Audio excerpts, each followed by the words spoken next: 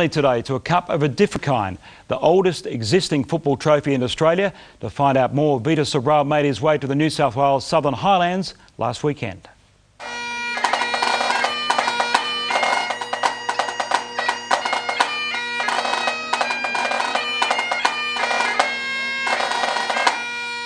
Before the A-League, before the NSL, before Jules Rimet even contemplated the World Cup, a group of lads from Granville took on Scottish workers from the mining town of Jawaja Creek in the Southern Highlands of New South Wales.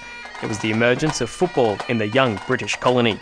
Jawaja Creek was born because of the want for kerosene, candles, waxes and so on.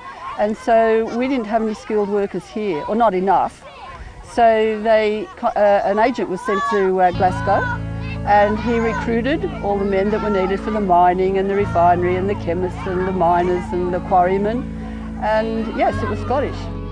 The year 1887, it finished Jawaja 2, Granville 0, the Atkinson Price Challenge Cup, a 122-year-old piece of silverware that is now the oldest existing football trophy in Australia. In 1996, 85 years after Jawaja Creek was shut down, the site was reopened to the public as a window into 19th century colonial living.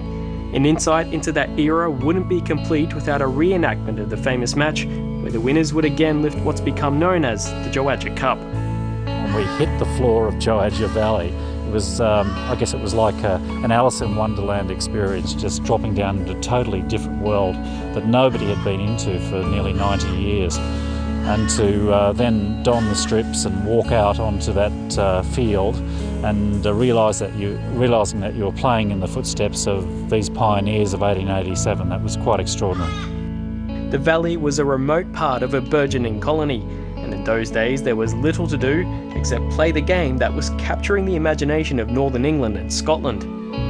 Matches at that time, if they went through to Sydney, were played, they would get changed in somebody's house. And then the marking of the field was basically the spectators forming the shape of the field. So things were pretty hard then, but it was about the only entertainment they had, other than maybe drinking. You're looking at 4 or 5 hours trip, and then they had to be transported by a second train down to the top of the valley and then go down to an incline.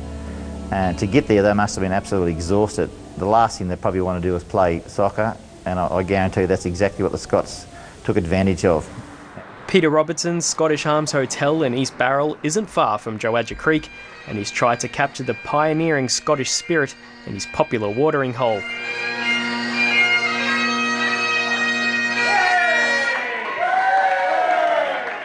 He's also tried to keep the history of the Jawaja Cup alive by organising a friendly match with teams representing England and Scotland playing for the trophy.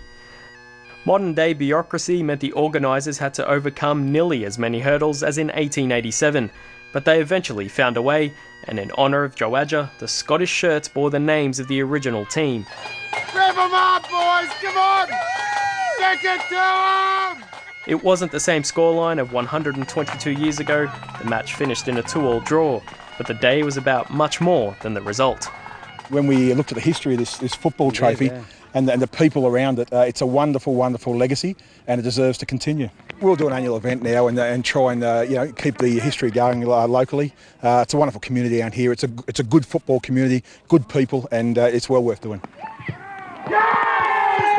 For now, this piece of Australian football history will remain in the Southern Highlands, but there are those who hope the Jawaja Cup will one day take a more prominent role.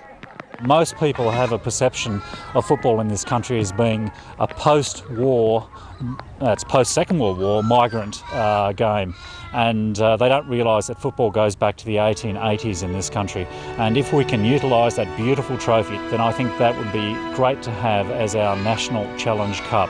So if we have a National Cup competition, that trophy is presented to the winner. And that unites us with the history of our game in this country.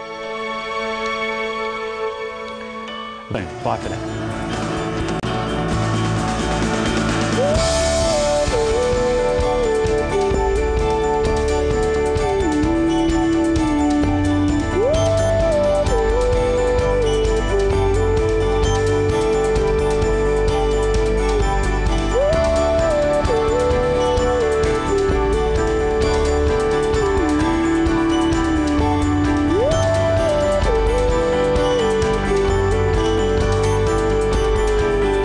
watch how the stars, captured by the sky, appear to die before our eyes and live on in other ways. Well, tonight they're mine for me to show.